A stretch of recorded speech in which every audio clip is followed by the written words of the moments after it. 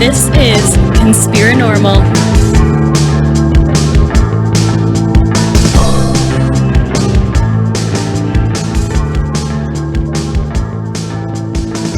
So guys, welcome to Conspirinormal. It's your host Adam, and Seraphiel is with us, and we are going across the proverbial pond, as we like to say often, on this episode, because this is someone that we had on back in 2013 to talk about a book that he had written, and at that time a film that was about to come out called Grey Wolf, which was about this possible survival of Adolf Hitler in Argentina in the late 1940s and into the 50s and 60s. And we're going to talk a little bit about that tonight and some other research that he has done. But we guys, welcome Gerrard Williams back to the show. Adam, Sophia, it's really nice to be with you. Really good to be. Yeah, it's nice. Yeah. It's nice to have you. Yeah, lots of things have happened since 2013. The film actually came out. It's now available on Amazon for people to watch. Mm-hmm. I did 3 series of Hunting Hitler for the History Channel, which had its good points. And I would have liked a little more editorial input into it, but it was a show. Television does tend to gloss over things a bit more than I'm used to, even though I've spent my life as a TV journalist. And the case presented, which is what we did in Grey Wolf, that Adolf Hitler did survive and lived in Argentina until February 1962, was, I thought, going to be almost the end of the story. But with everything else that I've been learning and with everything else I've been doing in the last, is it that long? It's almost not important that Hitler survived, although, that is a key thing. What's seriously important is how the Nazis did after World War II and how their continued existence and their continued organization had a major impact on our world. Absolutely. Since 1945. And I've been quite stunned by some of the information I've been working with. Some of it's been put out there before by people, which some of it tends to be a little bit out there for me. I'm an old-fashioned journalist. I've been doing this for 40-something years. And I like to check my facts. I like to do the who, why, where, what, and when bit. And I don't have opinions. It's not something that journalists of my generation ever had. So it's been fascinating. Yeah, it is a fascinating theory, a fascinating concept. When I heard you on another show, and I was like absolutely fascinated by it. And then I got in touch with you. You had actually sent me back then was a screener copy of the film, and it's a theory that in my mind is not incredibly. Adam, I'm going to have to stop you there, my friend. Okay. It's not theory. I don't do theories. Okay. These are the people who like to believe in things. I only believe in things that I know to be true from my experience. And so when I first looked at it, mate, I thought, I've got to do this conspiracy theory story. And it was about 4 months into the research that I realized this wasn't a conspiracy theory. It was a blasted conspiracy. So let's talk a little bit about that, just kind of like give people a recap, because that was like episode 50 something and we're on episode 322, I think now. Well done. So it's been a while. So let's kind of give people like that haven't really seen the film, and I do recommend going to see the film. If you have an Amazon Prime subscription, you should be able to see it quite easily. Yeah. But let's talk about some of this proof that Hitler did indeed survive World War II, that he was indeed in Argentina. How did this come up? How did this start for you? I was in Argentina doing other stories, and I fell in love with the country and thought, a great place. And it is a great place. Lovely people, great food, seriously good wine, and very, very friendly generally. And I came across this story that Adolf Hitler had escaped to Argentina on a submarine and had not died in the bunker. And I thought, brilliant. I've never done a silly story, ever, in all my time as a journalist. Iraq twice, Rwanda 2.5 years, in and out of Bosnia, the fall of the Soviet Union. They're the stories I used to do. Wow. The tsunami. I was in Sri Lanka the day after the tsunami hit Asia. Mm-hmm. And I'd worked for BBC News as a foreign duty editor, Reuters as a duty editor, Sky News as a foreign editor. I'm serious what gets called nowadays mainstream journalist. And I thought, after all this time doing hard stories, I'm going to do a silly story about a man with a moustache getting on a submarine and ending up in Argentina. And then I started to look at it and brought in my colleague, military historian Simon Dunstan. After about 7 months of my research, I showed it to Simon. He said, "You're joking." And I said, "No, I'm not. Look at it." Now, there is no forensic evidence that Adolf Hitler died in the bunker. None whatsoever. In fact, the skull fragment the Russians insist is his was tested by an American DNA specialist and was found to be a woman in her 40s. So it couldn't be Ava Braun either. The Russians refused to release the teeth so that we can have them checked independently. So there were just no forensics. And yet we have the sworn testimony of a pilot who says he flew them out of Berlin, Ava and Adolf Hitler. We have multiple witnesses in Argentina who I've either spoken to or have seen their depositions in some cases, and some of whom have actually been threatened with death for talking to me, saying that they saw Adolf Hitler in Argentina at specific places, at specific times, up until 1962. I mean, can you imagine how important it was to capture Hitler? It would have been so anticlimactic had he been just on the run or in almost like a Osama bin Laden, who's at large. I don't know where this story comes from, that Hitler died in the bunker. It comes from Hugh Trevor Roper, who wrote a book called The Last Days of Hitler. But the Russian commander in Moscow said that he thought Hitler had escaped, probably to Spain or Argentina. Stalin said he thought he'd escaped. Yeah. Eisenhower said, "We have no proof that Adolf Hitler died. We hope he did," and he was still saying that in the 1950s. Most of the major historical figures of the time weren't convinced that Hitler had died in the bunker. I mean, the Soviets were given something like 7 or 8 bad doubles of Hitler when they took the bunker complex. One Soviet officer, Major Nikitin, actually took a Time reporter, I think it's Time, either Time or Newsweek reporter, to a secret place in Hitler's private study in the Reich Chancellery, where there was a tunnel down into the Berlin underground. And it was Major Nikitin's, when he went in there, they had found a letter on the floor, which had been written by Eva Braun to her parents, partially burnt, which said, "You won't be hearing from me for some time." And Major Nikitin was convinced, and he was NKVD, which is now, was KGB and is now FSB. Right. So Russian Secret Service. Major Nikitin was convinced and told the Time and Newsweek reporter at the time that he was convinced Hitler had escaped down these tunnels to the underground. The BBC reporter on site, what we'd call embedded now with Soviet troops, said there was no evidence that Adolf Hitler had died in the bunker. And yet Hugh Trevor Roper wrote this piece of fiction that people have believed.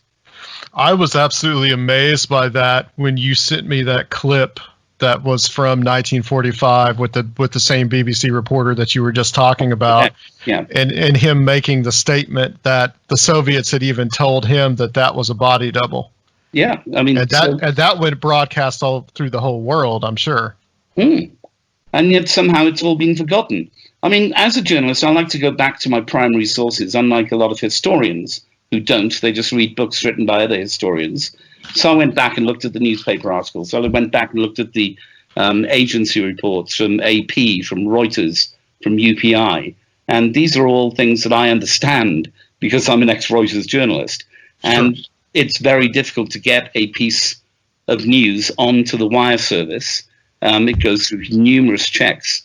So it's not like yellow journalism, I think you call it in the States, or the national. This is serious reporters reporting serious things, and it's not their opinion that they're reporting. They're actually, quoting Marshal Zhukov. They're quoting Major Nikitin. They're quoting Peter Baumgarten, who flew Hitler and his party out. of Berlin on that fateful night. So it became for me, sorry if I'm rambling on a bit, Adam, Sophia, it became for me, there was no smoking gun, but there was bit of evidence, so much evidence, that it turned out for me to be an avalanche of facts that just swept away the accepted truth. And all that went into Grey Wolf, which I think is still out there, the book, The Escape of Adolf Hitler, and so much more we've been discovering ever since. I mean, in Grey Wolf, we postulate, we say that there was a deal done between Martin Bormann and Alan Dulles of the CIA, with his great friend, J.J. McCloy, both who sit on the Warren Commission, funnily enough, later on. And the deal is that the Americans get all the German technology, effectively. They get all of Werner von Braun's rocket stuff. They get a lot of nuclear material and a lot of nuclear scientists at the same time, a huge number of other scientists. And in return, and also in return for the Nazis giving up quite a lot of the loot that they nicked from Europe, because we are talking about the world's largest criminal gang. In return for some of that, they let Martin Bormann go, they let Adolf Hitler go, and they let the head of the Gestapo, Heinrich Müller, go. Now, Müller's meant to be dead in Berlin, but when they dug his grave up, it contained bits of 3 bodies, and none of them were of the same size as Heinrich Müller. So Müller's death is complete nonsense. Martin Bormann is meant to be dead in Berlin, proved by a DNA test in the 1980s that it was definitely Martin Bormann's body they eventually found in the same place they had dug in 4 times before. But the German authorities, or the West German authorities at the time, refused to name the person they had matched the DNA with. They simply said, we matched it with an 83-year-old female relative, Martin Bormann, and this is definitely Martin Bormann.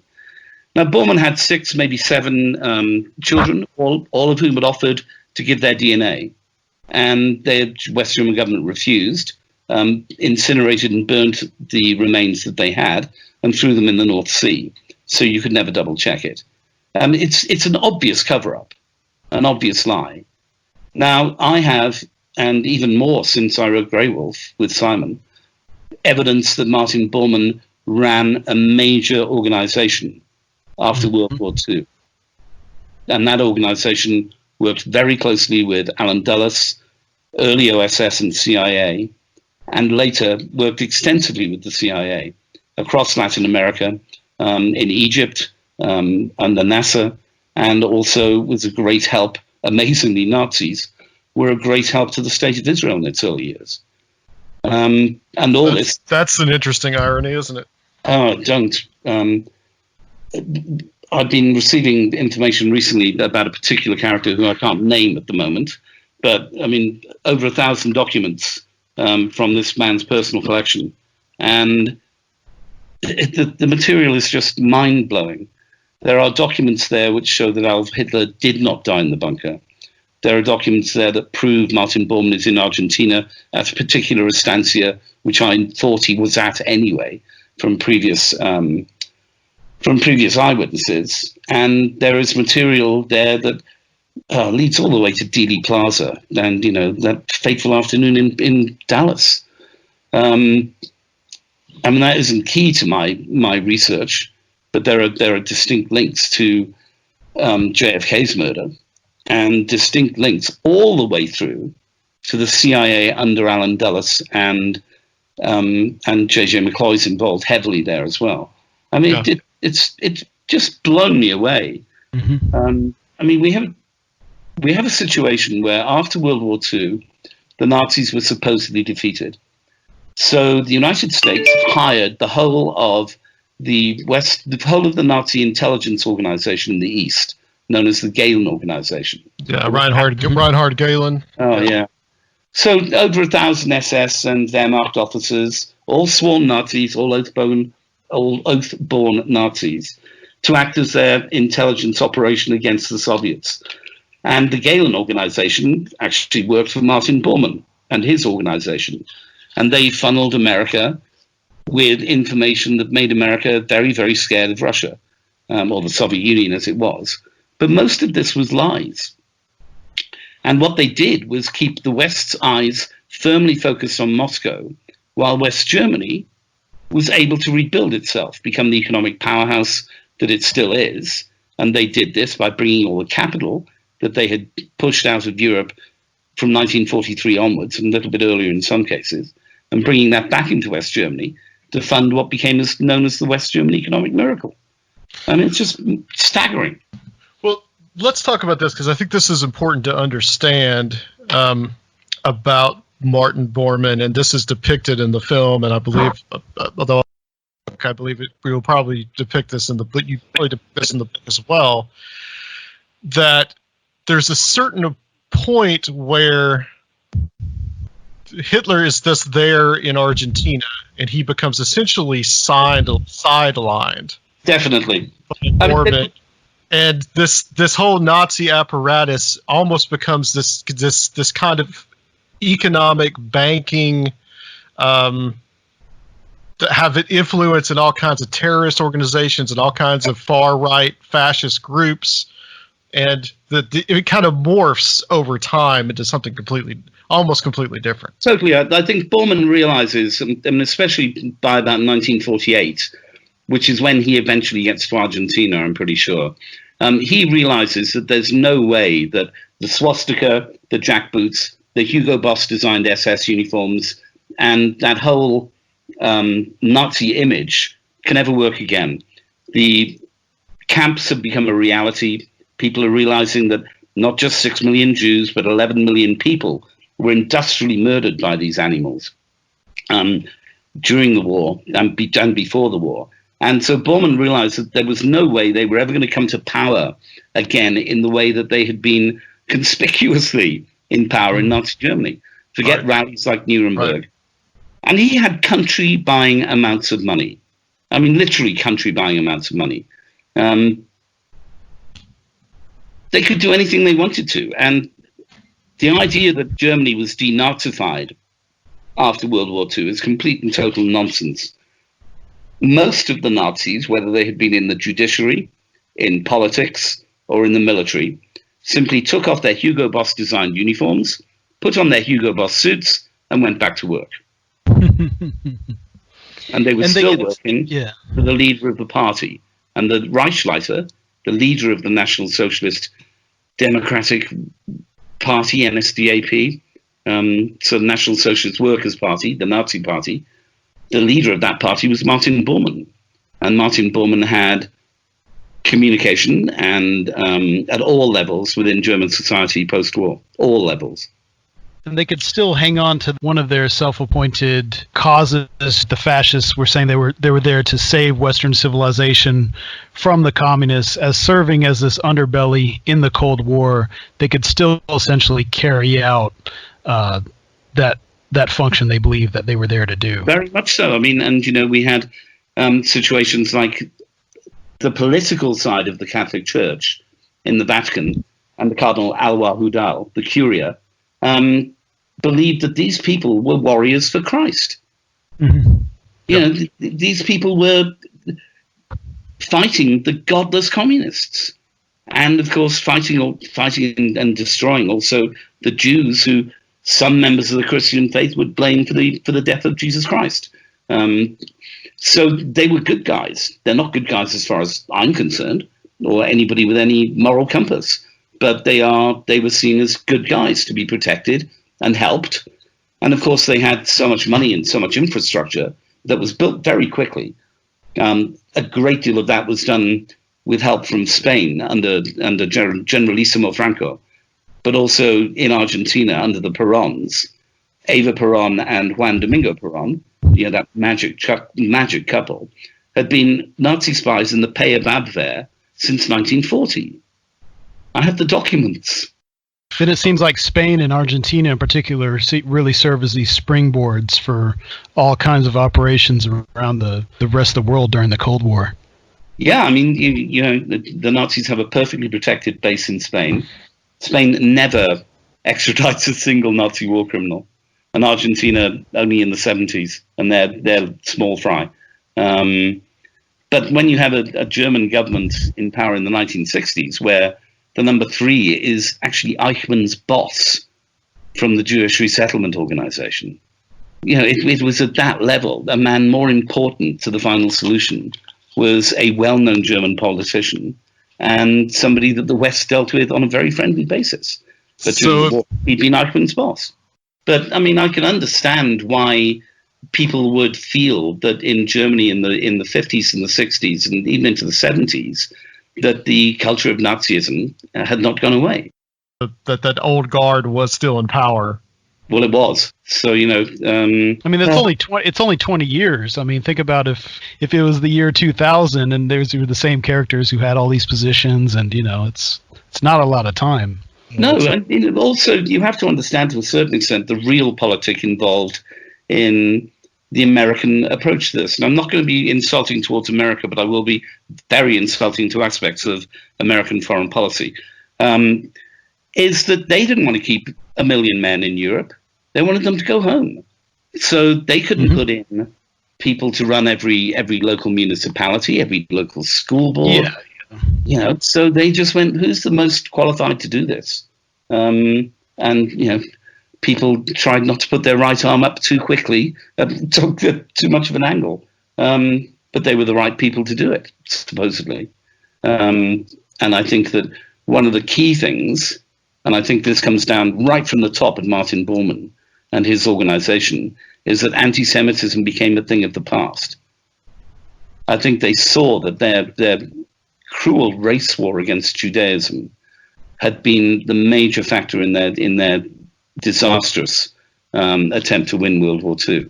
The amount of time, effort, resources, and everything else they put into massacring European Jewry would have done them extremely well on the Russian front. So that just kind of fell by the wayside eventually. Yeah, I think that it was one of those things, along with the flag, the jackboots, and the really smart SS uniforms, that they realized simply was not going to play in a post World War II world. Yeah, they also probably thought that they had accomplished most of that already. Completely. I mean, Europe was pretty free of Jews. I mean, Germany still is very doesn't have very many Jews nowadays. So yeah, maybe they did, but I think there was a distinct wing of the Nazi Party. So people like Heydrich, definitely Hitler, who was an anti-Semite to the core, and Himmler. There was that wing that was definitely all about racial purity and everything else. People like Martin Bormann, Hermann Fegelein, General Hermann Fegelein, who also escaped after the end of the war. He wasn't executed by the Nazis themselves.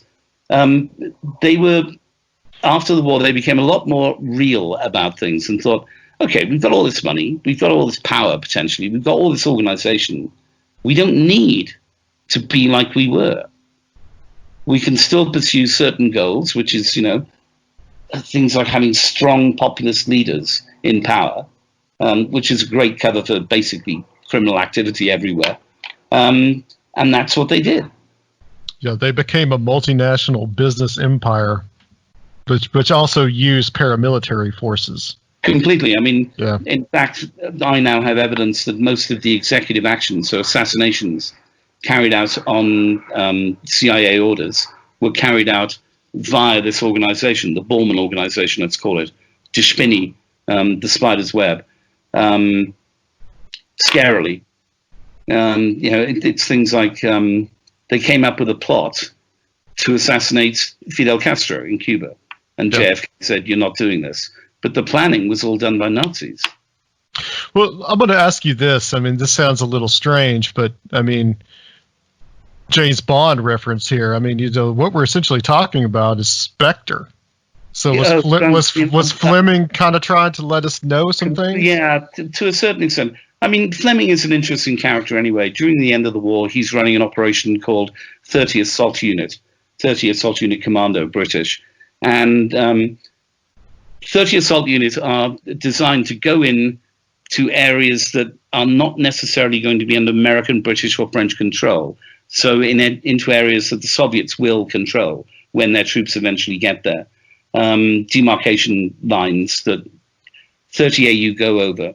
Now, I have proof that 30AU went and picked up every single member of von Braun's team, the rocket team, and brought them and handed them over to Third Army under Patton. that they didn't just turn up on bicycles and surrender to Patton.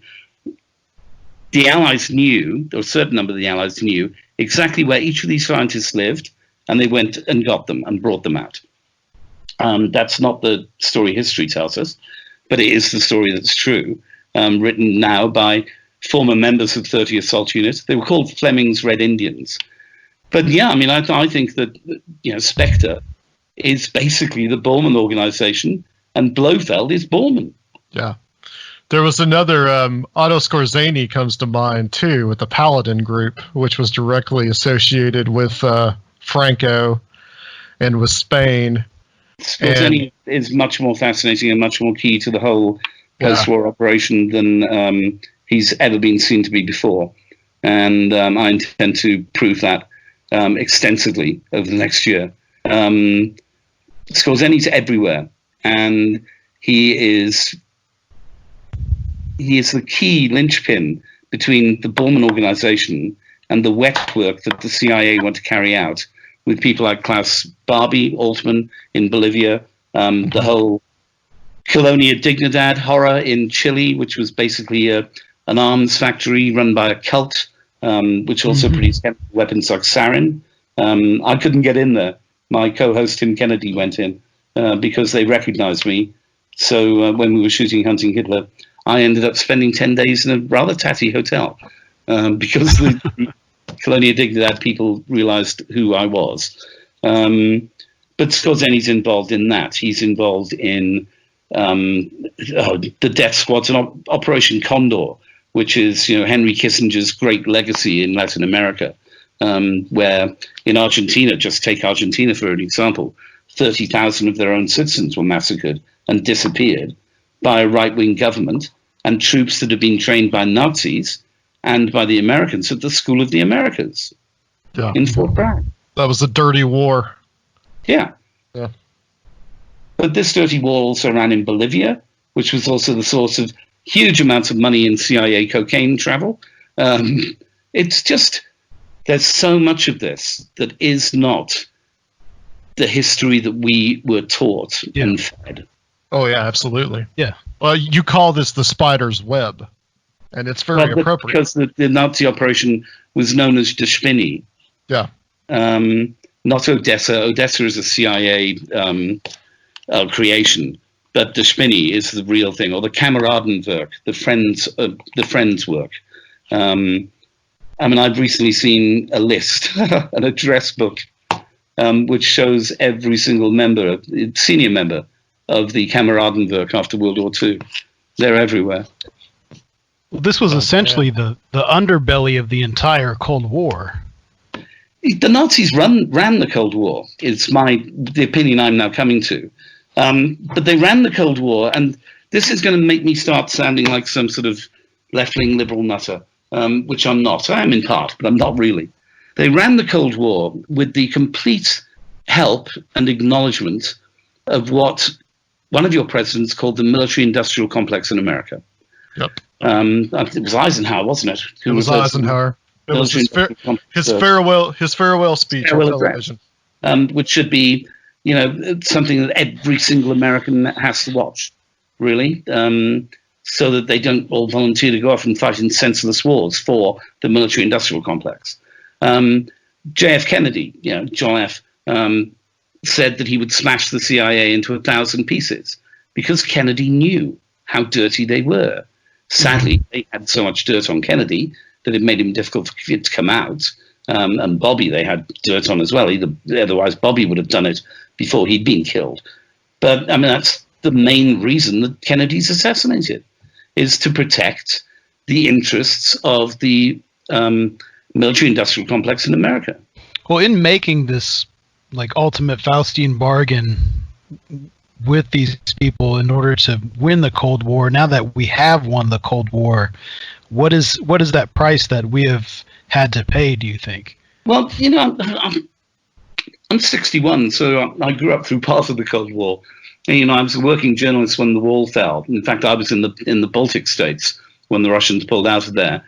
And it always struck me whenever I saw Russian troops how rubbish they were and how badly equipped they were. in comparison to British or American or French or Spanish troops, actually. And I wonder really whether the Cold War was as much of a threat as we were all taught to believe. The whole duck and cover thing of the 1950s. I wonder that too. Yeah. And whether it was just done to take our minds off something else. I mean, false flag, whatever you want to call it. Although false flag has become used in so many different situations now. But maybe that was the ultimate false flag. I remember I was in Berlin for monetary union when the two states, East Germany and West Germany, adopted the Deutschmark, the mark. And you only had to go in past Checkpoint Charlie 2 blocks. And the walls were still covered in bullet holes. There were still shell holes in the streets. I mean, this wasn't appear to be a superpower that you needed to be really worried about. They couldn't even fill in the damn street holes. Maybe they didn't want to. But these were the bullet holes from World War II.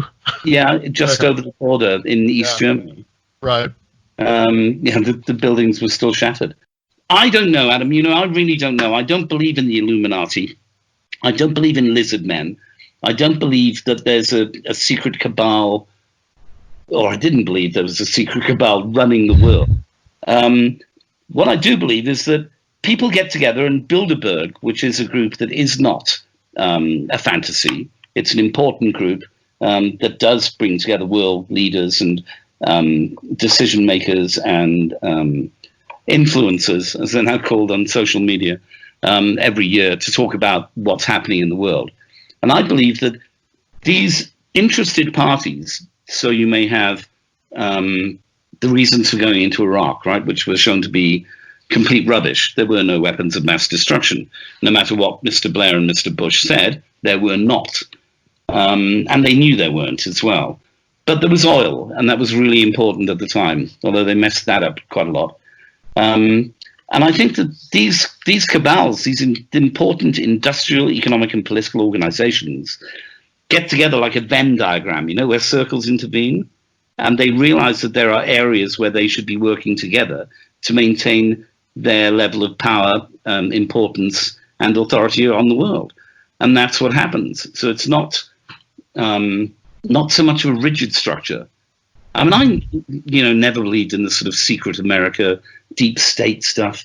But aspects of it are terribly true. Yeah, that's true.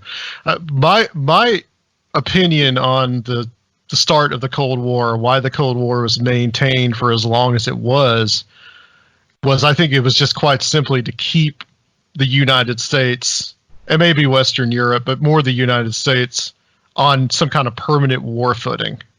It would always be a war economy, because that would cause the economy to boom, because they didn't essentially want to contract like what happened in the 20s and 30s. No, that's kind of been my thought on it, that the Russians were and the Soviets were kind of this enemy that was kind of set up so that we could be on that constant footing. Just one little example of that, when John J. McCloy, who was like plenipotentiary, the ruler of parts of Germany after the war, freed all the German industrialists, one of the first things the Krupp munitions company did was supply the steel for American tanks to fight in Korea. So, right.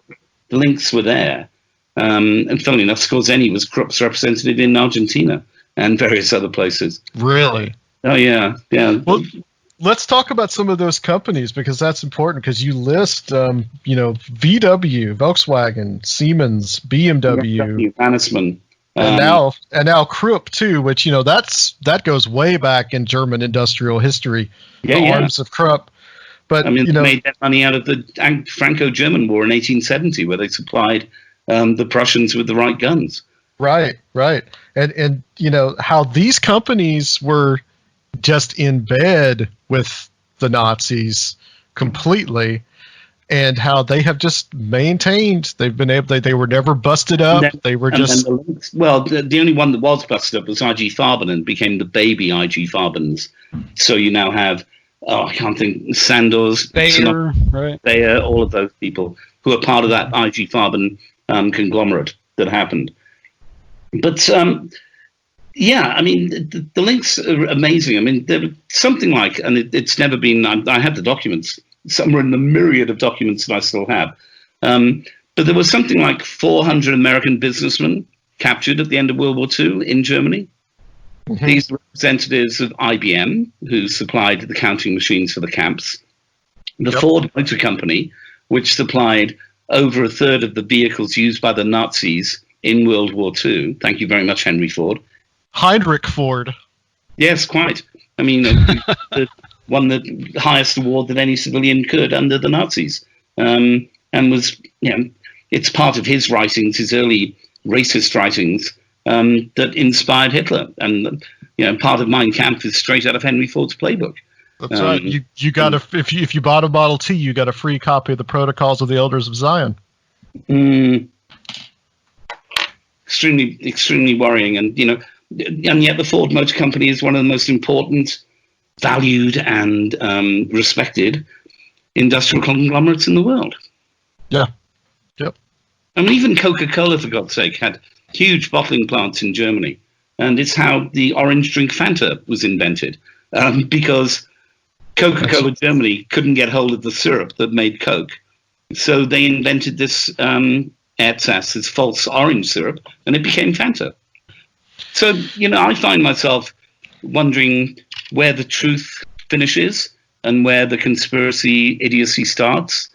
And I find myself going down rabbit hole after rabbit hole and, getting to the end of that rabbit hole and finding out that it's some teenager typing in his bedroom with one hand because he thinks it's exciting.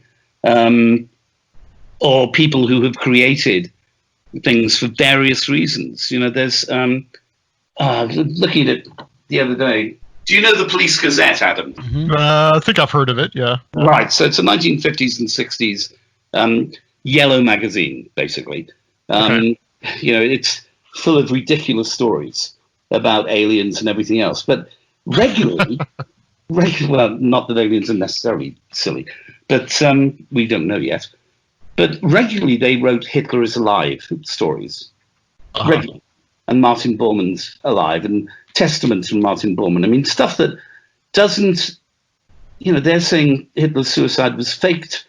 There is stuff in this book, which I've got in front of me, called Hitler is Alive, Guaranteed Stories, reported by the National Police Gazette, that I now have second and third witnesses to. Stuff that was just thrown away in a yellow tabloid magazine, which I now know to be true. In fact, there's more truth in the Police Gazette than there is in the Washington Post at the time. Do you think that was possibly some kind of form of misinformation, that if we put it in a tabloid, people are not going to believe it? Some kind of weird psychological thing? Quite worked it out at the moment. There's a guy called Drew Pearson, who has some amazing reporting during World War II. And he's very anti-fascist, very anti-Nazi, hates the Bund in America, all the rest of it. Pearson writes some brilliant stuff. But it tends to turn out to be true later, even though it sounds really silly at the time. And in fact, if you've seen the American TV series The Plot Against America, Philip Roth? Yes. Right. We actually did a Patreon episode about that. Okay. Because Drew Pearson is the Democratic presidential hopeful standing against Lindbergh in the Roth book. But Drew Pearson's a real journalist. And he publishes stuff that, Eleanor Dulles, I'll give you one example. He publishes material which originates with the American ambassador in Berlin before World War II, which describes Eleanor Lansing Dulles as a confirmed Hitlerite. Now, she goes on to run the German desk at State after the war for her brother. So you have the Dulles family, the terribly important parts of the whole State Department and the secret state. And Eleanor Lansing Dulles resigns in 1962, around the same time that Adolf Hitler is falling desperately ill. And her first trip overseas is to Argentina, just in time for Hitler's death. Now, that's either a coincidence or she's representing the family at the funeral. And I still haven't made my mind up on that because I don't have a second source for it. This is one thing, too, that we kind of have to look, I think, some of the roots of this American, the CIA, and this Nazi connection. I mean, we're talking about stuff that's before the war. And I think that the plot against America. Now, I've only seen the miniseries, but I think that brings out. I think it brings out pretty well just how there were a lot of fascist sympathies in the 1930s in America. Mm-hmm. I mean, we had the business plot in 1934, which was this plot to topple FDR and replace him with Smedley Butler, but Butler spilled the beans on it. And there were people like J.P. Morgan that were involved with this. And I think the DuPont, Sergio, were involved with that too. Manhattan, heavily involved in all this stuff as well. They're Hitler's bankers. And so you've got this real scheme of American fascism represented by people like the Dulles brothers and the Luces, the Time Life magazine, and organization which is huge and runs major Nuremberg-style rallies in New York. And there are whole areas of Manhattan, the island, which were named after major Nazi figures before World War II. This all changed after the war. And, there were summer camps for Hitler Youth and everything else in America at the time. It's really difficult for me to work all this out, and I wish I could. I wish I could have some really straight-shooting, straight-talking answer to all this. But it's so deep, and it's so involved, and it goes against everything that I've ever learned as a child or as an adult from history, or the history that's been fed to me, that I sometimes see myself sitting here and thinking, you're completely barking mad, Gerrard. We don't get the real history. We get this kind of censored, sanitized, or abridged version of it. We're not getting what, I met a retired oil executive about 3 years ago, and we got chatting. And retired American oil executive. He was about 80 at the time, I suppose, so I'd have been in my 50s. And he was telling me that he'd been in Vietnam before you even sent advisors into Vietnam, and that they had found substantial quantities of petrocarbons offshore in Vietnam. And it was only after the war had been running for 2 years that they realized that they weren't as big as they thought it was. Yeah, I believe it. They were huge. And there was no way that they would let this fall into the hands of Ho Chi Minh. And that's why you went to war in Vietnam. Forget the domino theory. You thought there was oil. Well, the CIA were also smuggling heroin out of there, too. That was another part of it. Yeah, that helps. So Bolivia and the Golden Triangle were bread and butter for CIA operatives in the day. And it just, I met again a British spook, a sort of ex-British agent who was very coy about him being a British agent. And he'd been in Bariloche at the time when Eisenhower goes to Bariloche to meet up with the Argentine president at the time. Why he goes to Bariloche, I'm not sure, because it's Nazi Central. Everybody knows it's Nazi Central. But this guy was saying he was there as a British officer, ADC, watching this happen because Britain had some major interests in Argentina at the time. And he said you couldn't get in and out of Bariloche because there were machine gun posts on the one road in and one road out. And that wasn't just because Eisenhower was there. That was because it was full of Nazis.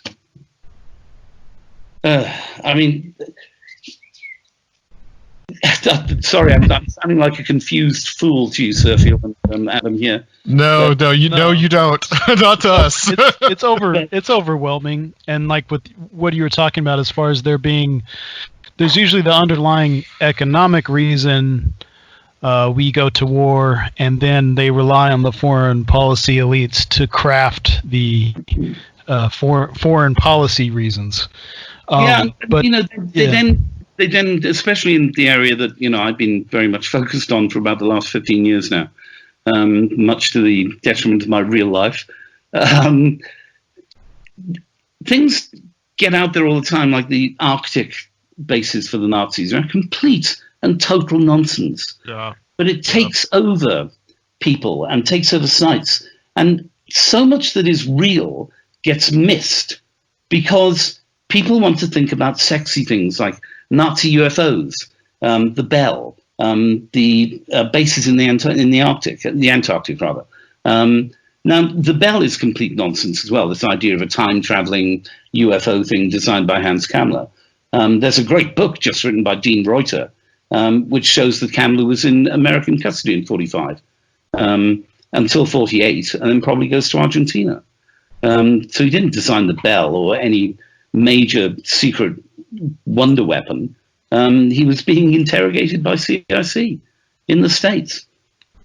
Probably not very far from his friend Reinhard Gehlen and that bloody awful Nazi Werner von Braun. I know there's a risk of, there's obviously information wars going on, but what sources can we find from the Soviets that give supporting evidence for this idea of there being this continued underground Nazi international? Really difficult now. Really? I mean, I met and spoke with the Russian ambassador in Argentina, who was a former colonel in the NKVD, KGB, and very dapper, very sort of upper class Russian. We had a long chat, and he said, "Well, I think you're completely right." He said, "But you're not going to get any information out of Moscow." And when Yeltsin came to power, and then they sold off a huge amount of material. So a number of Russian oligarchs now own everything they took from Berlin at the end of World War II, including the business book to the bunker, which my British spook tells me that he'd seen and tried to get me to buy it for 50,000 US. And I went, "I'm sorry, I don't have 50,000 US. I don't have 5 US. I mean, give me a break. I mean, this is not something I do to make money." So would information have been for sale as well? Yeah, I mean, so everything they took, the files, everything else is now owned by private individuals in Russia with mega money, and will never come to the surface. I think it's why the FSB won't allow the limited amount of material that they have to be examined by independent researchers. And the FSB said I was nuts when I wrote Grey Wolf. So I wrote to them and I said, "Prove me wrong." And funnily enough, never heard back from them. Well, it's very likely that the regime with the most ties to these extreme right-wing elements that's around today is probably the modern Russia. So that they may have some kind of interest in keeping some of this history suppressed as well. I'm sure they do, just as, every file in British archives that is of any interest at all to this period of history has recently been stamped top secret for another 50 years. Really? Yeah. But interestingly, I have recently come across a source of documents from the US government at various times, which have never been declassified, which were in the possession of somebody who will remain nameless at the moment, which are fascinating reading and show the American government knew exactly what was going on, aspects of the American government. And this is my problem. I've always been, I'm a Superman fan, right? I'm a Green Lantern fan. I've always believed in sort of justice in the American way and all that stuff, which was stuff that was sold to me in the UK as a kid. And, men in white hats riding into the sunset to defeat those horrible, nasty Indians and men in black hats. And my sister was an army officer in the 1970s, late 60s, 1970s in Germany with the British Army of the Rhine. And she had loads of American friends, quite a few of them who went off to fight in Vietnam at the time. And I'd met some of these young officers when Anne brought them home to Britain to see the family, come back for a family meal, I suppose. Although I think she fancied a couple of them. But yeah, I mean, I just don't know. It just, what the hell was going on that was so secret that we can't be told the truth even now, 75 years later? Well, it's probably because of the implications for now. Probably because you can actually trace people in power today and companies with power today. Oh, very right much back. So. Yeah. Very much so. I mean, you try and find out the holdings of some of those major German companies like BMW. They're all hidden. You can't find out who their shareholders are. We can't even get tax returns of our president. So. that's the thing, though. That's the thing, though, too, is that so much of this stuff is really potentially damning, and a lot of it is so in the shadows and so secretive that I don't think that these people want this stuff to be ever known. No, they don't. How they really feel about, that these people are essentially the neo-fascists, and that there's a continuity from the 30s till now. But it's a strange kind of fascism. Yeah. It really is a weird kind of fascism. It's not the Mosley in Britain or the Mussolini in Spain or the Hitler in Germany or, the Franco in Spain. They're in the background. They're in the shadows. Right. They don't have some guy in a smart uniform because that doesn't sell anymore. Right. So they're in the shadows, but they're the guys making money. They're the guys who are raping the planet now. And so, besides making money, though, is there any cohesive remains of some of these former groups, and do they have any kind of historical or ideological mission that you can suss out at all, or do you think it's pretty much at this point just about money? I'm not sure there's an ideological mission there, apart from let's make money. Yeah, let's be in power, and let's not let these people know. And that sounds stupid when I say it like that, but that's what I keep coming up against. I'm of an age, older than you guys, more than a guess. And so my father was a World War II combat soldier. British Army, joined up at 18, fought all the way through North Africa, up through Italy, was wounded 3 times. Regimental Sergeant Major at Tobruk, which was a huge thing. Mentioned in dispatches, brave guy, my dad, and one of my heroes, but also came back to this country. Well, my hero came back to this country and helped to set up the National Health Service, set up the nationalization of our coal industry, worked in the coal industry all his life, was a God-fearing, decent man who had gone to war at 18 in 1939 because he hated fascists. An uncle of his actually fought against the fascists in Spain in the international days. Mm-hmm. So I think he'd been quite an influence on my dad. And my dad died before I wrote Grey Wolf, which was one of those sadnesses. But I know damn well that if my father had read Grey Wolf, he'd want to pick up his Lee Enfield and go looking for people to shoot. Right. That great generation was totally and completely betrayed. Yeah. When you have young men hitting the beach at Utah in northern France, and they are facing young men who have been driven to that beach in Ford Motor Company vehicles, what the hell sense is that? Mm-hmm. The American oil industry put the price of petrol up before D-Day. And the government had no choice but to pay it. Mm-hmm. So, when you come across these things and you then try to start to knit them together, I need to be a spider, Adam. So I feel I just need to be a spider, to know how to knit this web together, because it goes everywhere. And one of the problems of writing the current book I'm writing, which was called The Spider's Web, which is now called The Secret Reich, because it goes further, is what to leave out. Because there's so much. And there's so much. And, of course, a lot of the stuff that I'm going to have to leave out, because it's a book, is stuff that actually makes the point. Do you know what I mean? It's how you reach that certain point. There's so much behind it.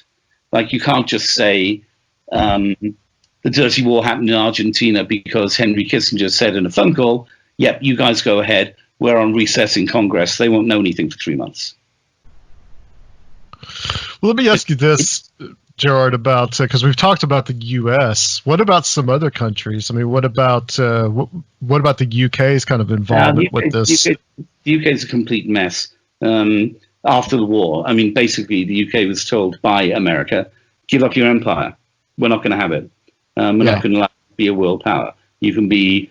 How many states have you got? 53. 50. 50. Okay, we're the 51st state and the biggest biggest aircraft carrier in Europe. That's the deal with the UK. Like didn't Orwell call it Airstrip 1? Right? Yeah, he did. I think he realized that was going to be real. The Estrip one became a reality, especially during the 50s, 60s, and 70s. France is important. There is French operation stuff all over the place. They're a big player in the Middle East, and the French benefited quite a lot from their organization's links with the Bormann organization, funnily enough. So France and the United States. But, after World War II, you guys were the superpower. Right. Yes. Right. You ran the world. We were the only major combatant that wasn't damaged. Nobody bombed the cities. Yeah. Close thing. I mean, I think you were 3 months away from having a dirty nuke dropped in the middle of Manhattan, to be honest. The Germans definitely had the technology to do it. And in fact, quite a lot of the enriched uranium that was designed for the Nazis' bombs came to America on board a submarine and was met by the father of the atomic program. What's his name? Guy who said, "I have become Oppenheimer." Worlds. Yeah, Oppenheimer's at the key when U-234 surrenders in Sound, and the uranium that was in that bomb goes to at least one of the two bombs that were dropped on the Japanese because I think it was Hiroshima. Yeah, because you did not have the fissionable material to do it, and that's part of the Bormann deal. I tell you what, we'll give you the nukes. Let us go. Yeah, and we'll be useful in the future. See, I think that this started, probably around 42, 43. I think that Bormann and some of the other guys. It's 43, definitely. These real bureaucrats that said, like, okay, things are not going well, and they started. They just started pulling up capital, taking stuff out of the country, putting it in Latin America. I mean, the Dulles brothers were at the Munich Olympics in a box that was visited by Martin Bormann at the time. They had contacts, and people think that nowadays you can make an internet transfer of money without any problems whatsoever. Well, that's been going on a very long time. If you're a government, you can ask the Swiss to transfer $40 million, please, in 1943 to your bank account in Buenos Aires, backed up by hard gold that you are keeping in Switzerland, and they just do it telegraphically, and it's in Buenos Aires. So, I mean, money and capital were able to be moved around the world, not quite as easily as they are today, but pretty easily. And they took massive advantage of that. I mean, in 43, Bormann realized they'd lost the war, that for every 100,000 men they put in the field in the east, the Soviets would put 1 million men. And after the Battle of Kursk, the biggest tank battle of World War II, which was a draw, Bormann realized that they could not win. Hitler believed that they could have nukes very, very soon. In fact, they may well have used a battlefield nuke at Kursk. That's according to the Japanese diplomatic observer on the field at the time. Yeah. They took the whole Guards division. I think Jim Mars wrote about that. Yeah, and it's not just Jim. I mean, I like Jim's work. A lot of it's brilliant. A lot of it is quite brilliant, and a lot of it goes places where I tend to fear to tread because I want people to believe what I'm writing is real. Right. And I come on a show like yours because I like you, Adam. You're a great guy. Sophie, the first time we've really met, and I know the sort of audience you have and the topics that you cover. Not all of which would be something that I would be interested in. Sure. Yeah. Some of them are fascinating, because on my days off, I love aliens and cryptids and all that sort of stuff. But trying not to be in the same area as people who talk about the Antarctic bases, the Bell, the genetic supermen, aliens with lizard faces running the world. I think you got to look. I think you got to look at what's reasonable, and you got to look at what is possible. I think a lot of, and I'll say this: I think a lot of the stuff that people talk about in conspiracy theory circles, I think a lot of it is kind of disinformation and misinformation, and a lot of it is there to kind of obscure some of the things that have really gone on historically. So it takes people down a rabbit hole, and then all of a sudden they get diverted. I wish I knew who was producing it and why. Yeah. because that would just answer so many questions. I mean, the whole UFO alien thing, which I'm not going to go into in any detail. There's disinformation and misinformation everywhere. Right. Yeah, absolutely. Right. Yeah. False pictures, false autopsies, you name it. There is so much junk out there that it's impossible to swim through the Sargasso Sea of complete rubbish to find out what actually could be the truth. Yeah. And what I try to avoid doing is throw myself into the Sargasso Sea that is Nazi mythology.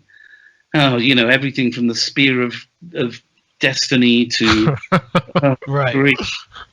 Yeah, and just unbelievable. All those magical treasures that Himmler got together and how they ever lost the war. However, it is interesting, some aspects of that. Ian Fleming ran a magical operation during World War II. Ridiculously. And he hired people like Aleister Crowley and Crowley's initiates, the black magic guys, to fight a battle against black magic Nazis on the astral plane. It's documented. Yeah, yeah. There was stuff like that. I think Dion Fortune was involved in that too, and yeah. But how much of that is nonsense and how much of that is nonsense? Yeah.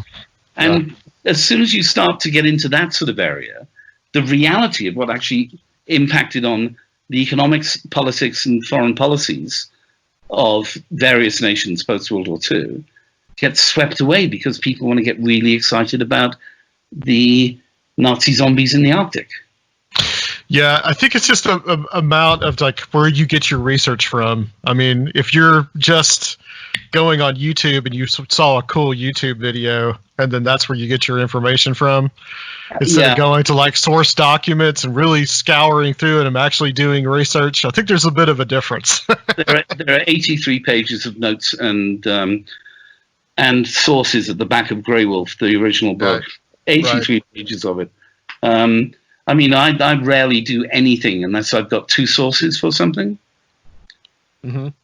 Because you're a journalist. That makes sense. Because I won't go on hearsay.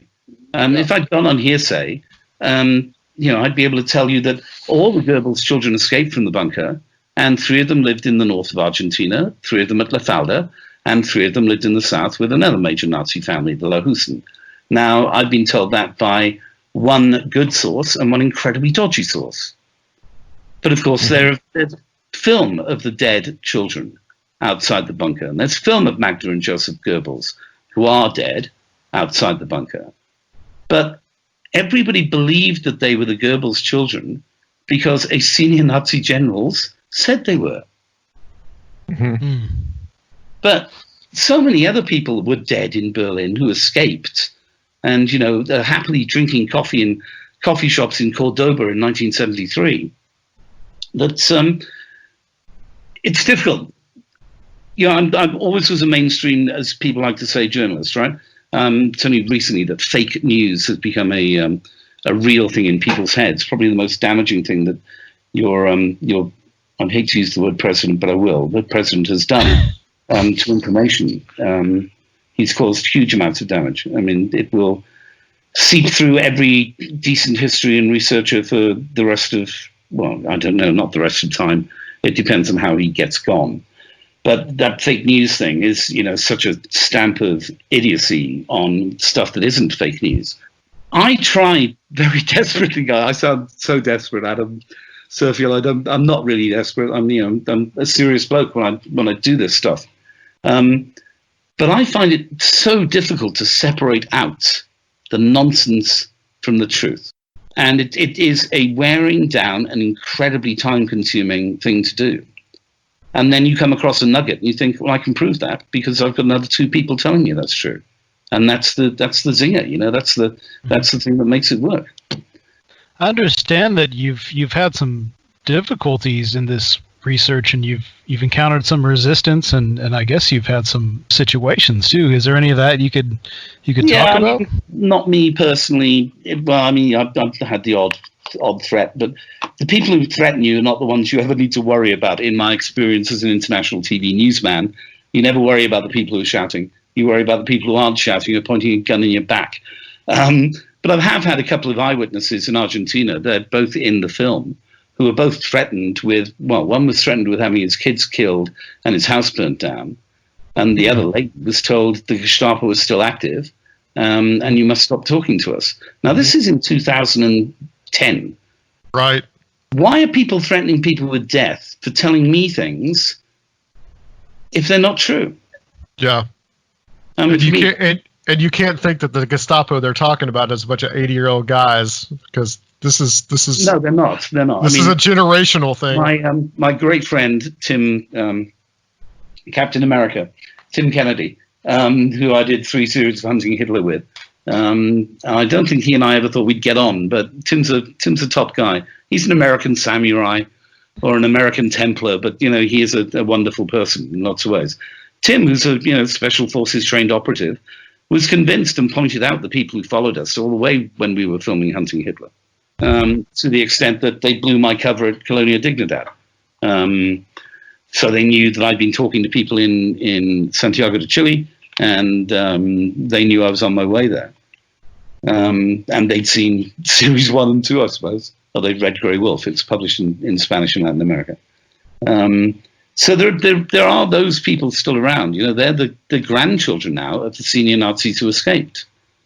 But just like the West German spy organization, the Gehlen organization, which became the BND, in the 60s and 70s, if you wanted to join the BND, you had to have a father who had served in the Nazi army, either in the SS or the Wehrmacht. You had to be second generation. They didn't accept anybody else. And these guys were protected by our own, the United States Intelligence Agency. I mean, it's amazing. The CIA gave amazing millions and millions of dollars. Yeah, they must have been laughing all over their sauerkraut, munching bloody faces. And it's said that all Gehlen did was he caused a whole bunch of damage to American intelligence, because all he did, he just fed them the information they wanted to hear, exactly. Or just to justify his job, just to keep himself in power. Also, I mean, this was a guy that was part of the Einsatzgruppe. Yeah, it's unbelievable. I mean, but he did it to keep their eyes off what was happening in Germany. Right. And, one of the things Gehlen does in his memoirs, which are just so cheeky, is he says that Martin Bormann was a Soviet spy from the early 40s. And it's the final thing that he does for his boss, is to try and make the world believe that Martin Bormann is a player on the other side. They must have laughed their heads off. Just to muddy the waters. Yeah. Let's talk about what's going on now, because you do put some kind of, there's a continuation of all this, and we've definitely seen this in some of our other shows that we've done. One I could recommend to you that we did earlier in the year with a guy named Recluse that was really interesting, where we kind of mined some of this material. Okay. But what is going on now that you would see as a continuation of this? And because you mentioned kind of like the alien, have the Nazis won? Have they won like this kind of long-term, dark, political, deep state kind of battle? That did they eventually did they win the long game? I haven't got much further in my head than 1965. Isn't that terrible? Because up until 1965, they're definitely winning the long game. Now, post that, as the older generation of Nazis die off, and this morphing, as you described it earlier, Adam, changes that party and that racially suspect ideology into something completely and totally different, and yet still as hard, still as vicious, and still as murderous as their dads and granddads were. It's morphed into something, and I'm not sure what it's morphed into. I'd love to have that answer in my head, I mean, I look at U.S. foreign policy and I despair. I mean, I just despair. What are you doing in Afghanistan? What were we doing in Afghanistan? Britain was involved in Afghanistan in the 1870s, getting its ass kicked, and we were an imperial power then. What the hell was Iraq about? What was Libya about? I mean, all these conflicts that I've seen, young American boys and young British boys. In fact, my builder, right, is an Afghan veteran at the moment. He was wounded 3 times in Helmand while we were there. and he's a fan as well, a friend, whatever. And he was saying that if he knew now what he'd known when he joined up, he wouldn't have joined up, and he definitely wouldn't have taken a bullet for Queen and Country, because he looks at that old whole involvement in Afghanistan and thinks, what the hell were we doing there? Mm-hmm. Now, I know people who like the fact that you're in Afghanistan and that you're elsewhere in the world. They're the people who sell you weapons. Raytheon. The arms dealers. Yeah. And, the people who manufacture those things. And, of course, they're terribly important to the American economy because a great many people work in that sector. They're all registered voters, I suppose. I'm not sure who they voted for. I hope to God it wasn't for the orange one. But there you go. They probably did. But, I look at things now where people call black white all the time on the Hill, especially Republicans. They just call things that are obviously black completely white. And there are Democrats who do the same thing, I'm damn sure. But we see more of that sort of fake news stuff coming over here. Now, I don't think that the Trump presidency is the sort of final end game of what these right-wing, organized military-industrial politics, deep state people thought was going to happen. I think this and the pandemic has probably shaken their planning quite a lot. And I think they probably all learned Chinese some time ago. And are making sure they're going to be friendly with the next world power. Does that make any sense to you? That makes sense. Yeah, just kind of a more mercenary type of role. Yeah, I mean, there's Tom Lehrer, I don't know whether you know, the satirist from the 1940s and 50s, he's still alive, I think, wrote a song called Werner von Braun. And it's out there, it was on television in America, and it talks about the widows and pensioners of old London town who owe their livings to Werner von Braun. And there's another line that Werner says, I just make them go up, I don't know where they come down. And then one of the lines is, and I'm learning Chinese, says Werner von Braun. And I think that there's just these people out there who had power and never willing to let it go. They can take a decision at a corporate boardroom that will change the lives of not just them, but everybody who works for them. And whether this is some sort of concerted thing or not, I really don't know, guys. I wish I had the answer. Well, I mean, with things like what's going on in Europe right now, I mean, there's a huge right-wing movement. At least there has been in the last few years. I mean, the tide may be turning. No, I mean, but in places like France, you've always had 15-20% of the population always voted National Front, always voted for Jean-Marie Le Pen's operation. They've always been fascists in France. We don't have it in this country. We've never had that sort of core body of, they've always just been right-wing nutters, and not many of them. There has been, again, in Germany and Austria and in Hungary, there's been the rise of the right again. I'm not sure whether it will survive this pandemic, where people are going to have to work together. And, there's nobody, unless you try and blame it on the Chinese and call it the Kung Flu, there's nobody you can directly blame things on. Like in the 20s and the 30s, you could single out the Jewish community in the banking world and blame them for all your economic ills. Now, you can't do that at the moment, although Poland are trying to do it with their lesbian, gay, and bisexual community. But there's always been that in humanity. There's always been that nasty, bigoted section of society. And sometimes it floats to the top, and sometimes men like my father and the great generation that America supplied in the Far East and in Europe pick up guns and put on their helmets and go and kill them. And let's hope that sort of anti-fascist feeling, I'm not saying anti-far, the anti-fascist feeling is something that still is at the heart of every decent, moral American and Brit. But yeah, I mean, there's always been the rise of the right. Almost every country in Europe had a fascist dictatorship at some stage, apart from the United Kingdom. Except maybe ours was a little better hidden. Maybe if you had like Oliver Cromwell or somebody like that, but that's a long time ago. I'm talking the 30s, 40s, and 50s in Europe. Yeah. So you have Salazar in Portugal, you have Franco in Spain, you have the colonels in Greece. Yep. De Gaulle isn't exactly a Democrat in France. And Germany just had Hitler. Austria just had Hitler. So almost every country in Europe had a fascist at their helm at some stage, only 70, 80, 90 years ago. Some cases only 50 years ago. So it does rise to the top. It does rise to the top. I mean, your wonderful arsenal of democracy is, I think, how Churchill described the United States when he wanted you to come and join us in World War II.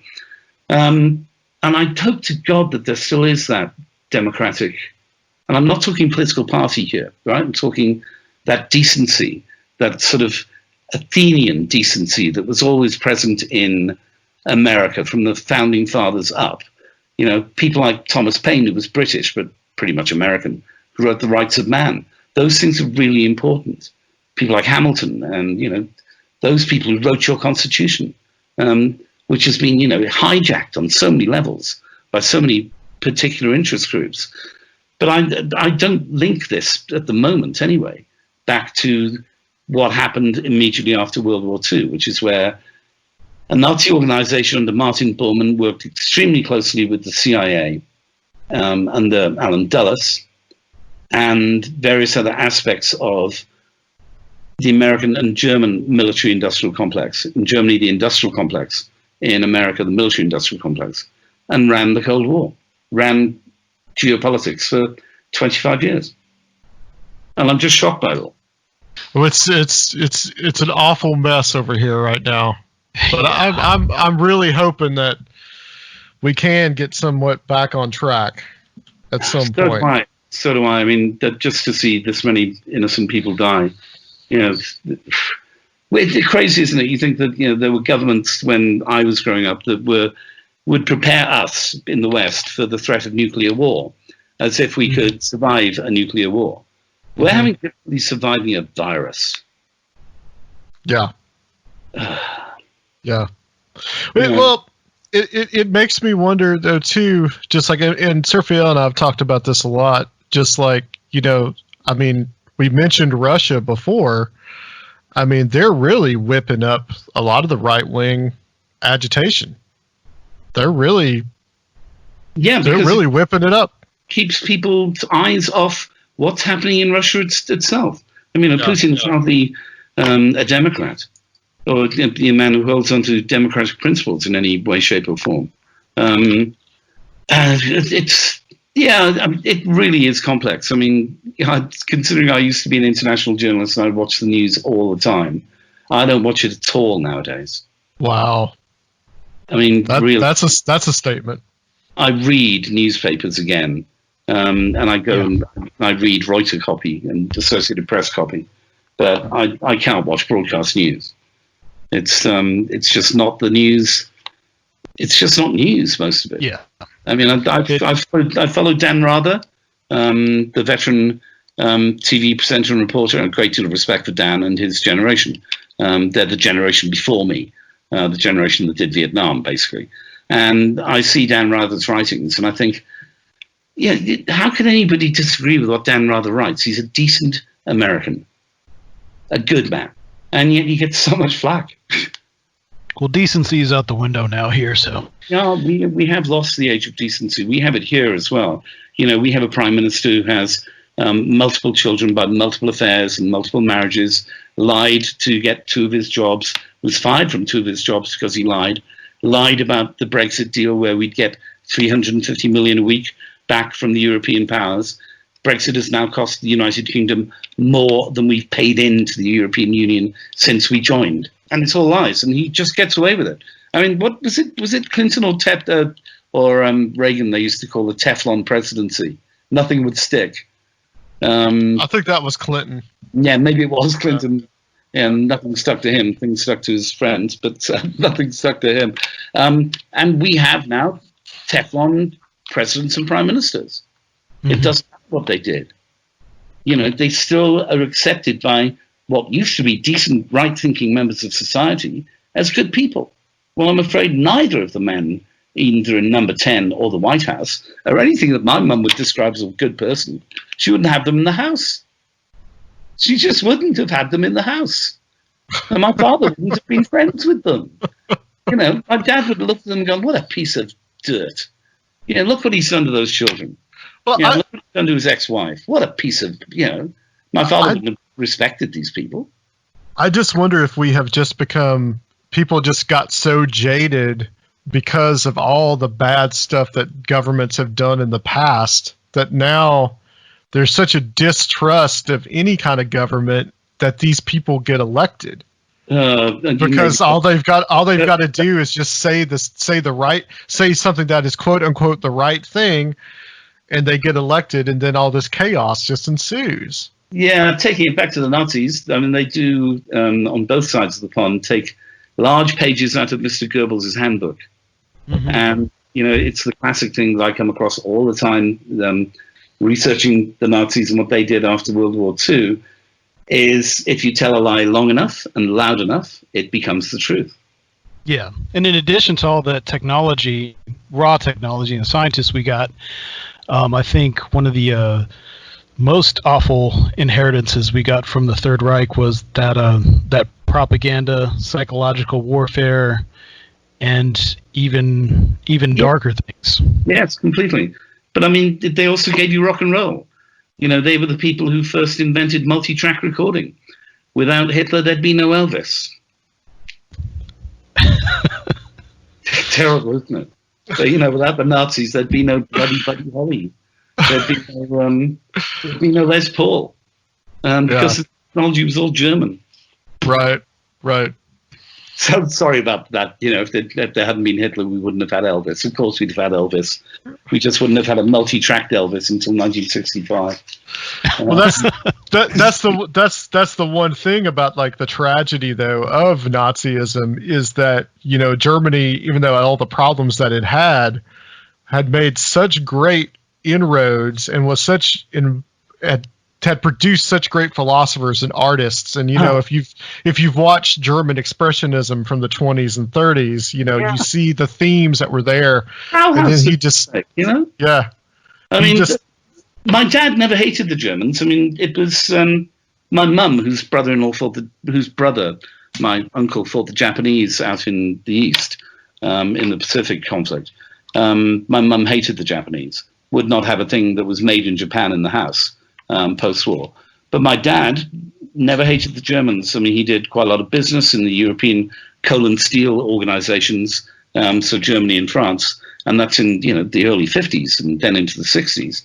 And my father never hated the Germans, but he never understood how that nation, because he learned their language in school, how that nation went insane. Yeah. Well, they are. I mean, the stereotype would be that they're prone to extremes, and in the extreme embrace of modernism and how much they excelled with that, they also had the polar opposite in anti-modernism that really showed itself in the Third Reich. And it also goes back a great deal to the regimentation of German society that was put in place by Bismarck. So, you had postmen had different ranks.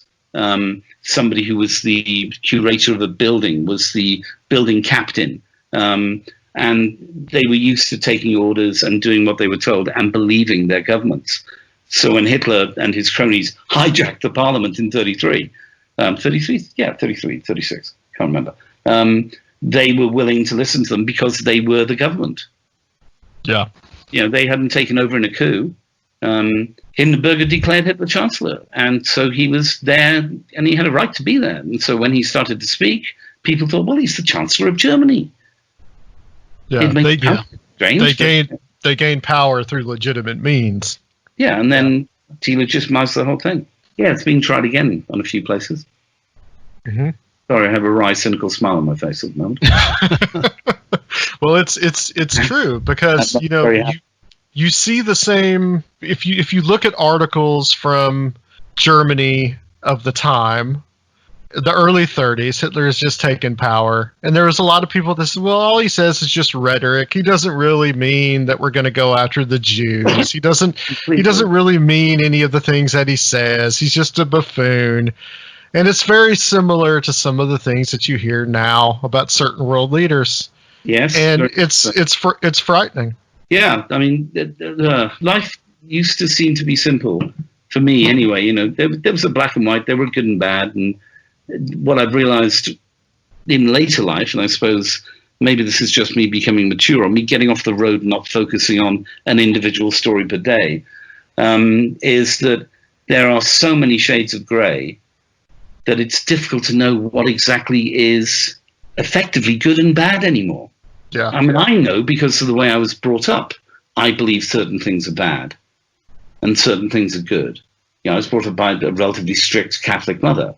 And yet I know the Catholic Church is one of the worst organizations in the world for, you know, its abuse of children and its abuse of politics and its help of Nazis. And it's not a good organization. And yet it has millions of people around the world who are seriously good, churchgoers who believe in things, you know, decent human beings. But I mean, the lines between good and bad have become so dissolute, so undefined, that, you know, I start looking at these people and what they were doing in the 40s and 50s, getting back to my topic, and I think, why did they do that? And they did it because they were completely arrogant in their beliefs that they were right. We didn't have that in the 60s and the 70s in English-speaking democracies. People didn't believe that they were right. But in the Nazis' case, if they had taken an oath to die for the Führer or die for the party, that's what they believed, and they stayed with it. You're never an ex-Nazi. You're never a former Nazi. So belief was such an important, strong thing. And maybe aspects of that are coming back, where it doesn't matter whether it's right or wrong, but if you believe it, it becomes the new right.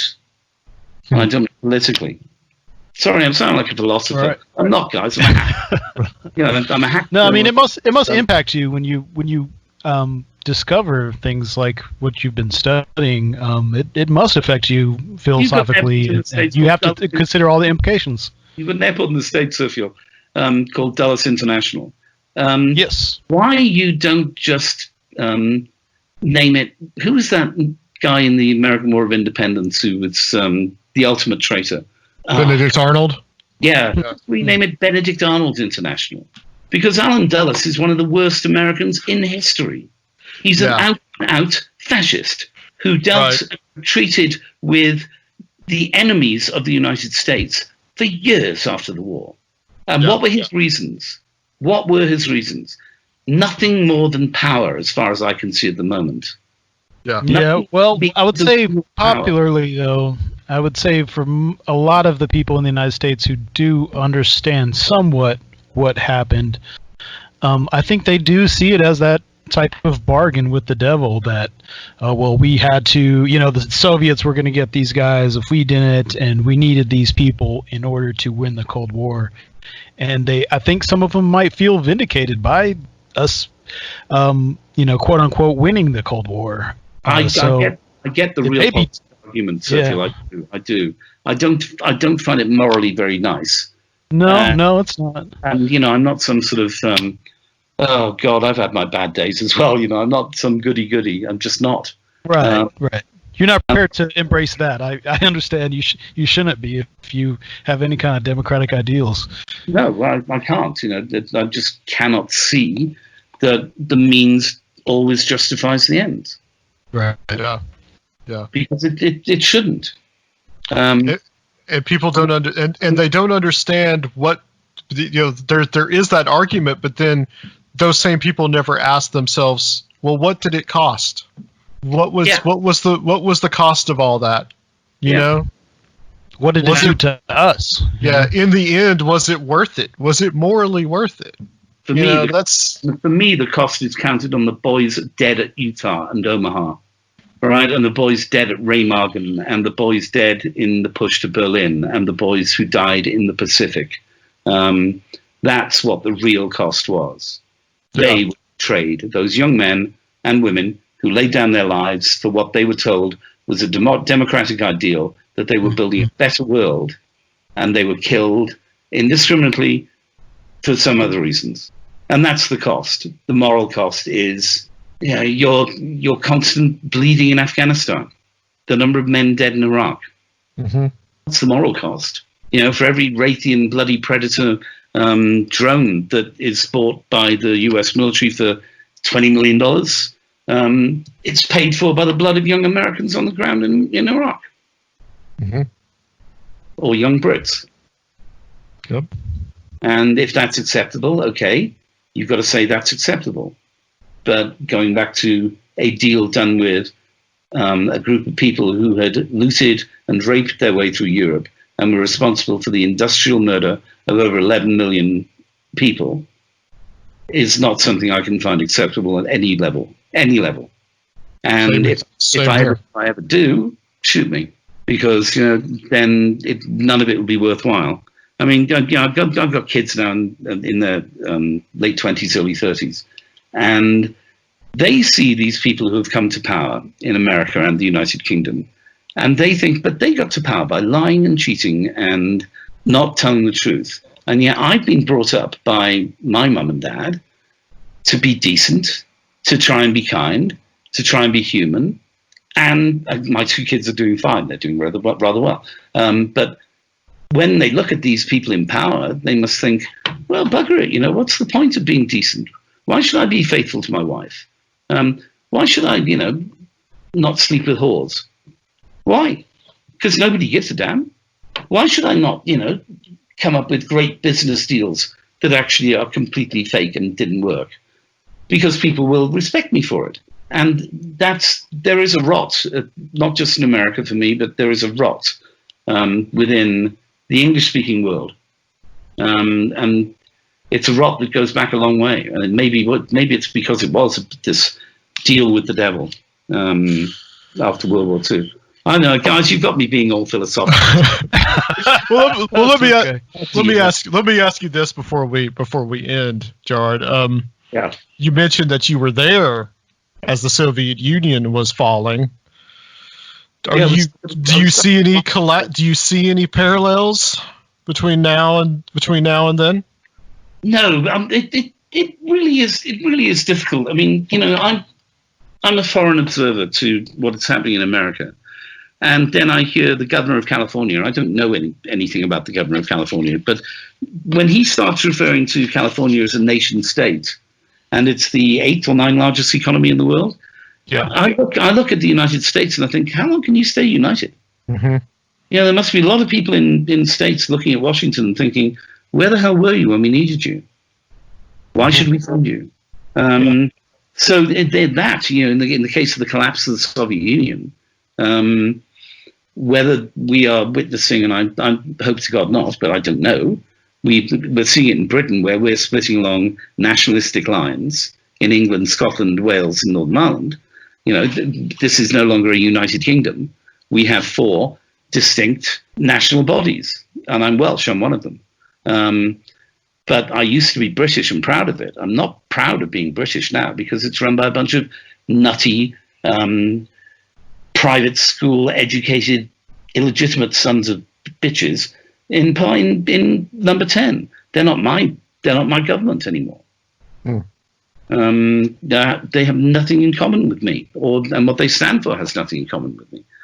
So, we have our country breaking down under national lines, and I see aspects of what's happening in America breaking down under state lines, and you think, why isn't there anybody at the center of this going, good old USA, guys, that's what we were good at. So, I don't know, but I mean, I did watch the collapse of the Soviet Union. I was stuck in a minefield in Latvia for 8 hours, which is a memory I don't like to share very often. As the Russian Oman troops pulled out, we were stuck on a base. We were filming with an American cameraman, a really good buddy of mine, Nart, rather. But yeah, I mean, you can see parallels in all history. I mean, I think Adam Suffield, one thing that is so true, is that if we don't learn from history, it repeats itself. But we never learn from history, ever. I agree with that. I've been saying this since Herodotus, since Thucydides, since Greece, since Rome. I mean, there were warnings there for everything that's happened to us because it had happened to them. And we've ignored them all. And we continue to ignore them all. And people go, for God's sake, how did that happen? You go, you didn't read your history books, mate. Yeah. And yet I'm now reading my history books and thinking, this is all lies. So my research has shaken my foundations, unbelievably.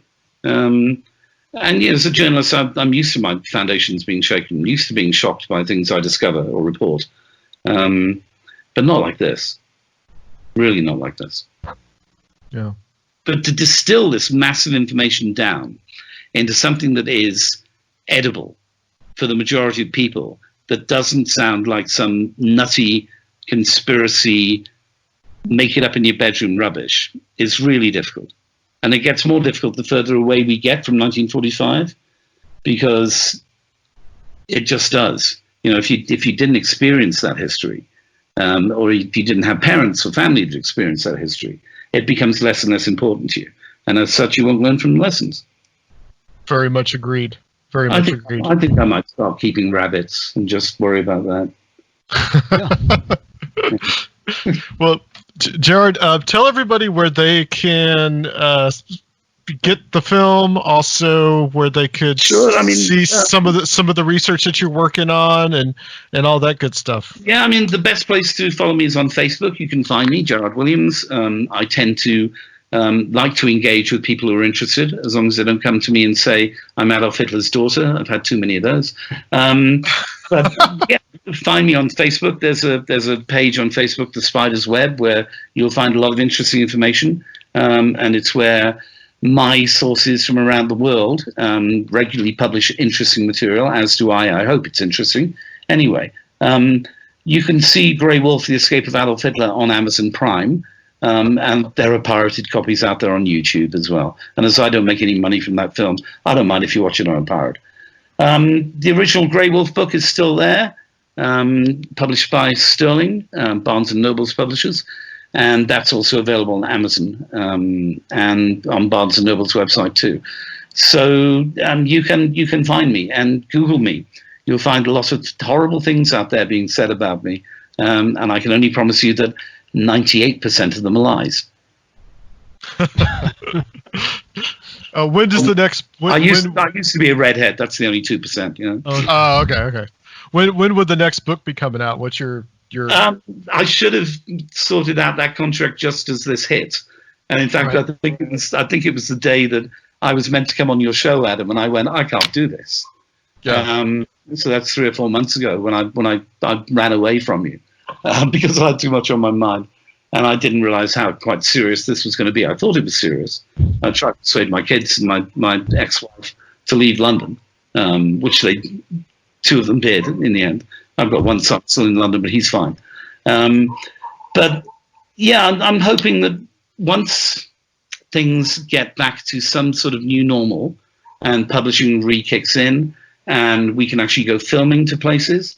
At the moment, I can't even come to your country. I'm not allowed by the American government to visit the United States. And I think Europe tonight is saying that Americans cannot come to Europe at the moment. Yeah, I just saw that today, yeah. Because the handling of the virus problems in America is too bad. And, of course, the Trump administration thought that the handling of the virus problems in Europe was bad, so we aren't allowed to come to America. I can't see me filming television as I used to film television until a vaccine's out there. We'll find clever ways of doing it, and we'll find clever ways of making new TV series and programs. But at the moment, they won't be like they used to be. I think in the last series of Hunting Hitler, I was in Germany, Sweden, Argentina, Paraguay, Brazil, Uruguay. I can't see that happening for a while. Yeah, no doubt. Which, trust me, is hugely frustrating for somebody who's spent most of their life living out of a suitcase. Yeah, I'm sure. Yeah. Well, Gerrard, thank you so much. This has been great. A real pleasure. I hope I haven't been running my mouth off too much. Oh no, you were absolutely fine. Great discussion. We enjoyed it. It was really good. The philosophy. I don't do that in my books. Only in my personal time. Well, Gerrard, stay on the line for us. We're going to close out this section, and guys, we'll be back to close out this show on Conspirinormal.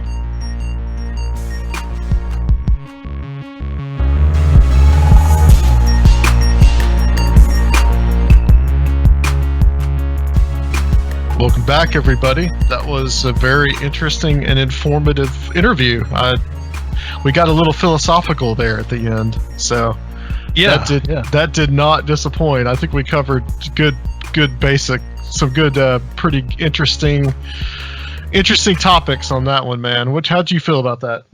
We've had quite a lot of shows about this type of stuff recently. This was and the basis of what we were talking about today was on the Hitler survival stuff, but whatever you think about that, it seems like that was his path to understanding all this other material. Right. The Hitler survival stuff is interesting, but I think, would it be necessary for that to have happened, for the rest of this to have happened? I think that it all did happen anyway.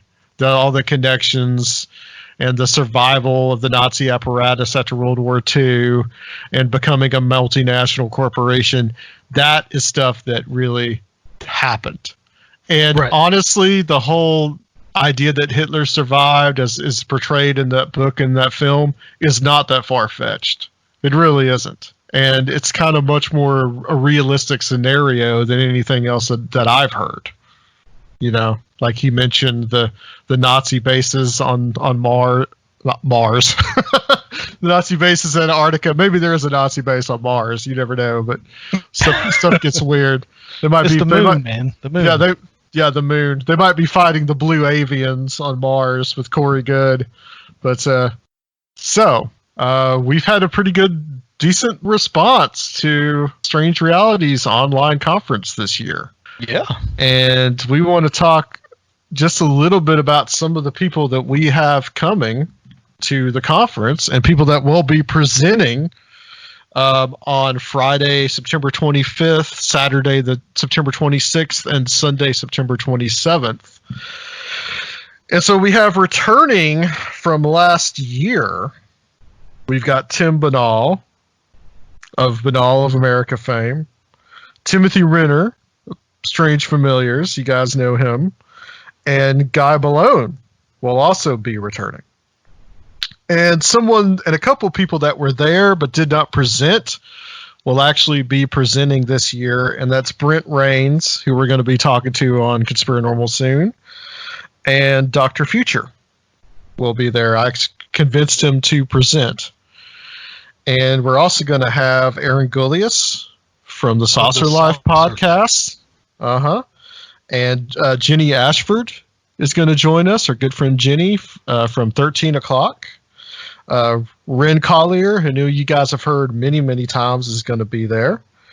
And we're going to talk also, looks like Soraya from Where Did the Road Go may be making an appearance. So stay tuned on all that. But last but not least, Alan Greenfield will be there as well. So that's going to be a wild ride. Who else we got? Well, we got Kiki Gombrowski is going to be there.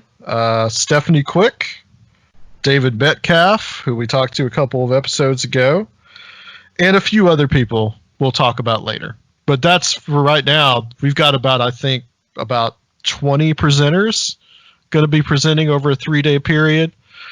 And right now, guys, we want to make sure that you take advantage of this, because we are actually running a special that from the time this show posts is going to end on July 15th. So you've only got 3 days from now to get it at $15.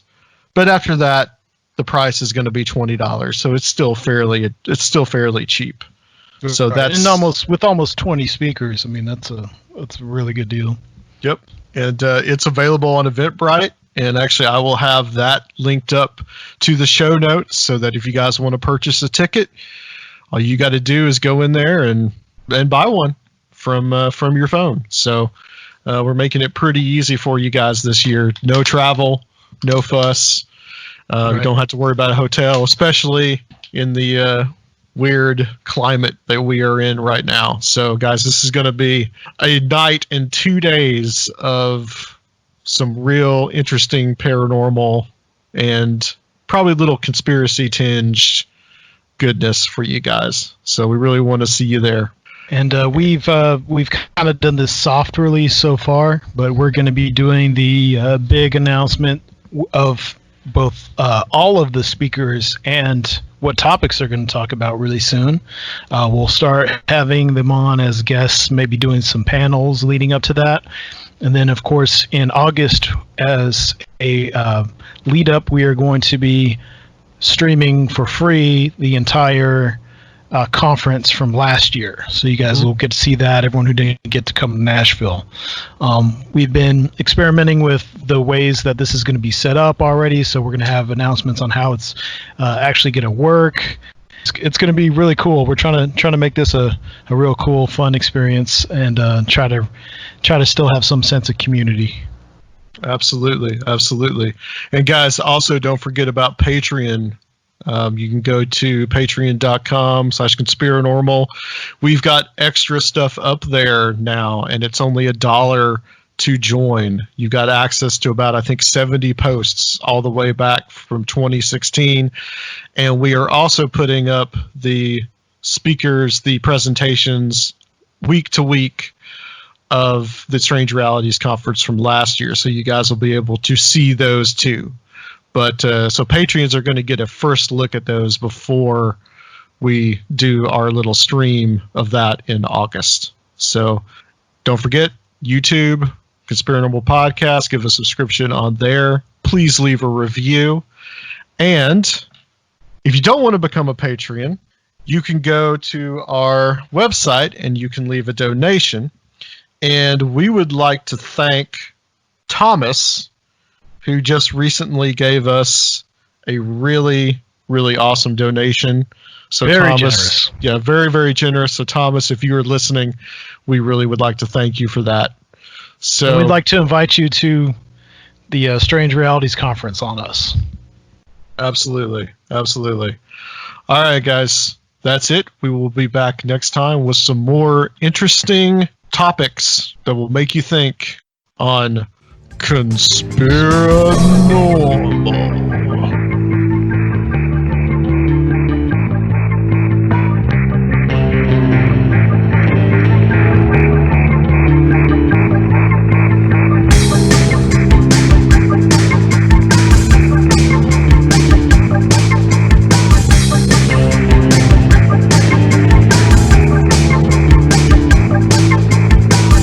If you would like to help the show, please consider becoming a Patreon at www.patreon.com/Conspirinormal or leave a one-time donation at Conspirinormal.com. And please check out our YouTube channel, Conspirinormal Podcast.